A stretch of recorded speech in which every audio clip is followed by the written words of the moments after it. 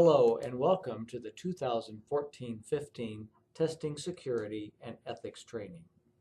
This training is required each year for all teachers, support personnel, paraeducators, and administrators who have any role in the 2015 Kansas assessments of English Language Arts, Mathematics, Science, or History, Government, Social Studies. On this slide, you can see a sample form to sign in that you have actually received this training. Be certain that your name and the date of the training and your building name is documented and that that form is returned to your principal.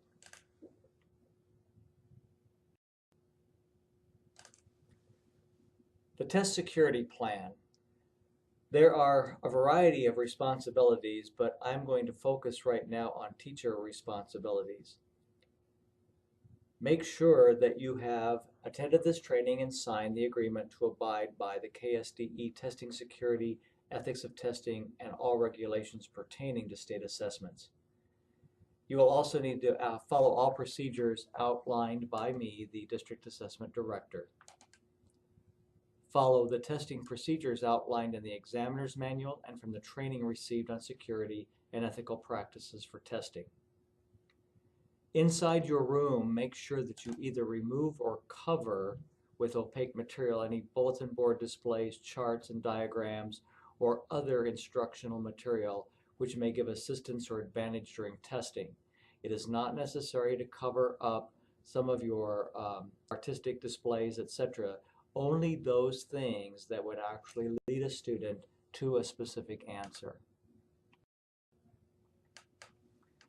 Make sure that you follow established procedures for collecting and destroying student notes, scratch paper, drawings, and so forth on the completion of each test part and at the end of the entire test.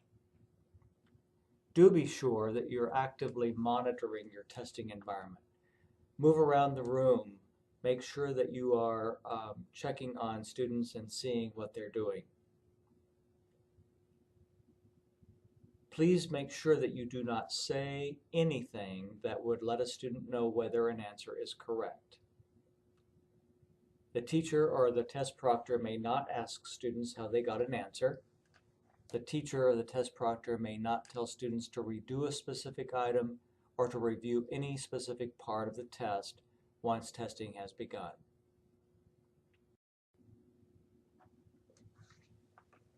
What is important, however, is that you review the end review screen on the completion of a test to make sure that all the questions have been answered. You are not going to review for the correctness of answers, just that all the questions have actually been answered, and make sure that we do this before a student exits the test. They may not go back and review each question individually with the student, they being the teacher or the test proctor.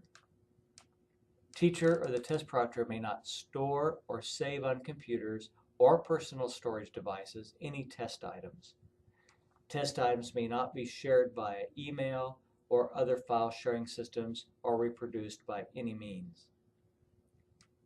If you do have a breach of test security, the loss of materials, failure to account for materials, or any other deviation, make sure that you report that breach to your principal, who will report to me for guidance.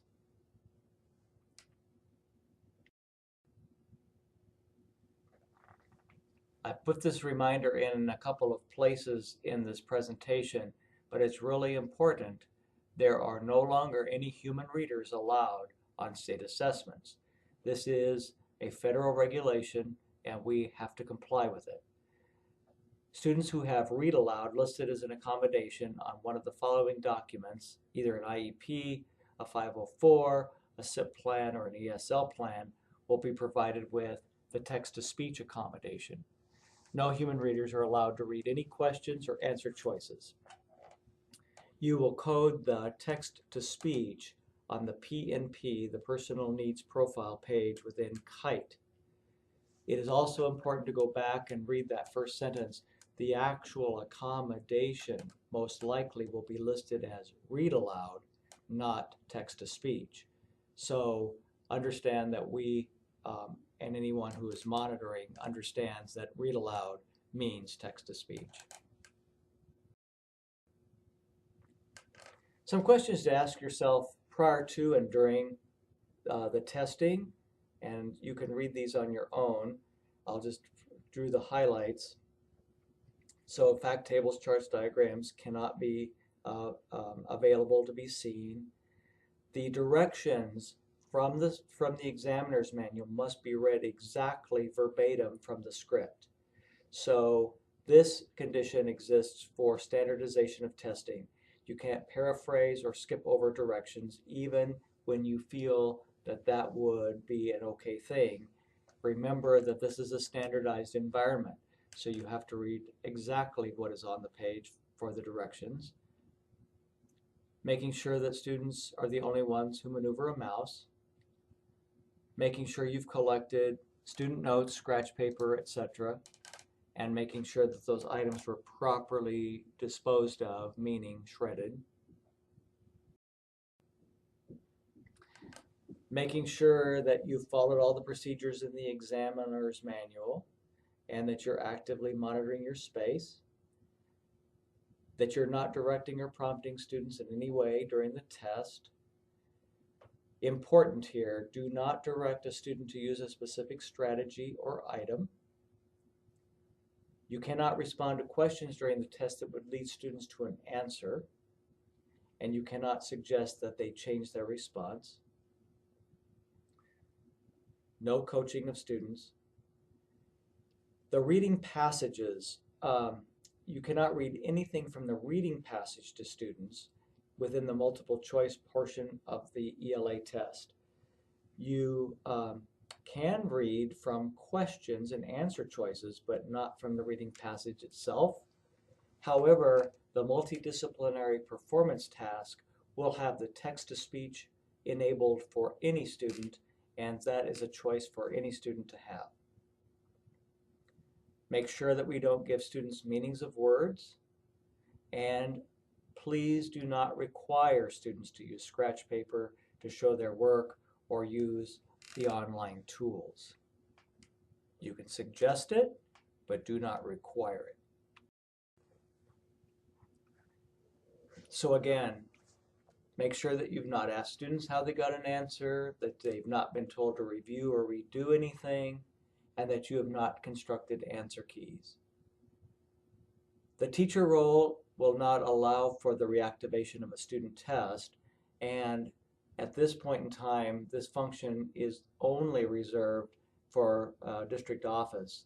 So state and federal regulations have now restricted the ability to reactivate a student test. We will be sending out guidance as to how to send us information regarding the reactivation needs for students. There will be some time lag that will be involved with this, but we will send out some guidance for you so you'll know what those procedures are.